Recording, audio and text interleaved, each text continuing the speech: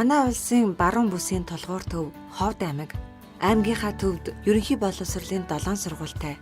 Монгол улсын боловсролын тухай хуулийн 5.1-4-т иргэнийг сурч боловсроход үндэс угсаа, хэл, арьсны өнгө, нас, хүйс, хөгжлийн онцлог, эрүүл мэнд, нийгмийн гарал байдал, хөрөнгө чинээ, эрхэлсэн ажил, албан тушаал, шашин шүтлэг, үзэл бодлоор нь ялгуурлан гадуурхахгүй байх.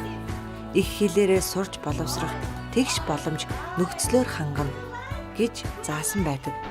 Энэ хуулийн дагуу Жавзан охинч бас сурч боловсрох эрхээ эдэлж одоо 8 дугаар ангид сурч байна.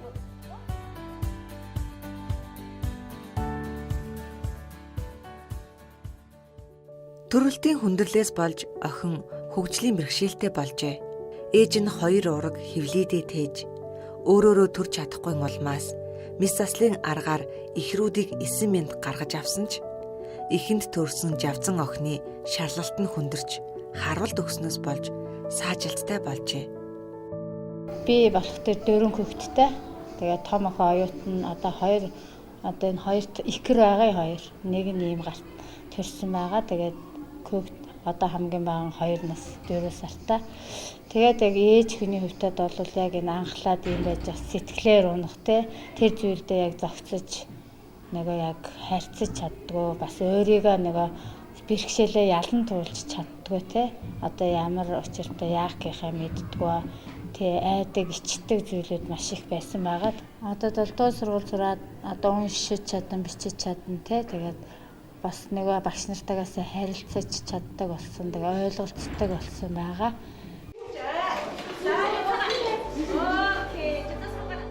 Жавзан 15 настай. Энэ сургуульд 1-р ангиасаа эхлэн суралцсан болохоор одоо олон найз нөхөдтэй болсон. Маш их олон хүүхдүүд зарим бүр мэддэггүй нуугдмал хүүхдүүд бас байдаг байгаа. Би бас олж харсан байгаа тий. Гэрээр явж байгаад хөгжлийн бэрхшээлтэй хүүхдээ эцгээхийн холбоонд явж байгаад бас айл хараар очиад нуугдсан хүүхдүүдийг хараад өстэй өөрийг нэрэхгүй би яагаад ийм хүүхдээ ийм хийчихээгүй юм бэ тэл гэж өстэй яасан тэгэл айдаг ичдэг ярилцахаасаа зовдөг те үнэхээр хэцүү байсан. Яг ийм хүүхдүүд гэлцэж энэ нийгэм рүү л хандаж те олон дэмжиж тусалдаг хүмүүс олон байдаг шүү ойлгодог хүмүүс зөндөө байдаг шүү тэгээд үнэхээр нийгэмч те хүүхдээ сургаж баяр хөөртэй сургаараа л гэж хэлмээр байна. Жавзан охин сургууль дээрээ найз нөхөдтэйгээ ихэнх цагийг өнгөрүүлж хичээлээс гадуур шатрын дугууланд бусдын адил хамрагддаг. Хоёр талдаа сууж байгаа өөрийнхөө хамгийн сайн 2 найзгаа танилцуулаад өгөөч. Манай нэг авидэн гэдэг нэг намж юм гэдэг. Багш нар бол маш их анхаарал тавьж байгаа те. Ер нь энэ багш нар тэгэл захирал гал олон хүүхдүүдийн манай хүүхдийн төлөө маш их анхаарал тавьж одоо өр бүтээлтэй сурч хөгжиж чадж байгаа. Яг өөрийнхөө хэрэгмэл чадж байгаа гэж бодож байгаа. Тэгэл цаашдаа ирээдүйдээ сурах зорилго их гэл байгаа л.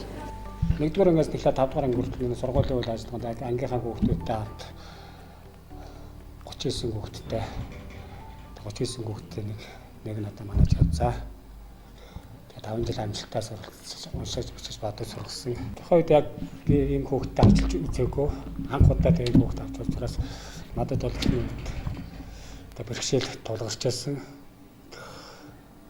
Тэгээд яг явцсан дунд ингээд өөр хүүхэд ингээд тулаад ингээд ажиллаад ирэхээр тэгээд бас арга ивэ олоод тэгээд цаашдаа ингээд амжилттай суралцчихсан. Сургууль дотор тэрэгэн зэртэй хүн явхад тохиромжтой, налуу замтай.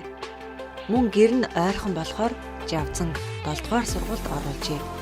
Хэдийгээр энгийн сургуульд суралцдагч улирлын онцлогоос хамаарч сургуульдаа ирэхэд Жавзанд хүндрэлтэй байдаг.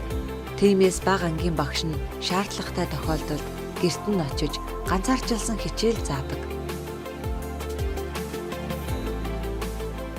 Урд нэг байнгын бас учраас би нэг асаа ойлгодог бус хүмүүсээс илүү татна. Тэгээд одоо Жавзан би ч одоо байнгын өвлийн цагаар бол байнгын гэрт нь очиж зарим үед гэрт нь хичээл заадаг, зарим үед манай хүүхдүүдтэй хамт байхын тулд машинаар бас өөрөө зөөж авчирсатай гэдэг. хамгийн гоё хүүхдэд хацах гоё гэдэг. Миний дэ сургуультай юу хийх хамгийн дуртай? Ном унших, бүтэц хийх дуртай.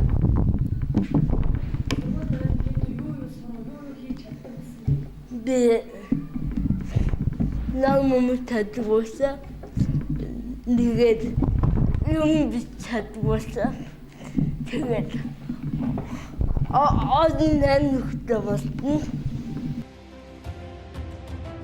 Заримдаа ангийн найзууд болон сургуулийнхнаас дэмжлэг авах шаардлага гардагч Жавцан бусад хүүхдүүдийн л адил энгийн сургуульд баяр хөөртэй, үр дүнтэй суралцаж чадаж байна. Энэ нь ирээдүйд Жавцан нийгмийн нэг гишүүн болж хөгжиж чадна гэдгийг харуулж байгаа юм.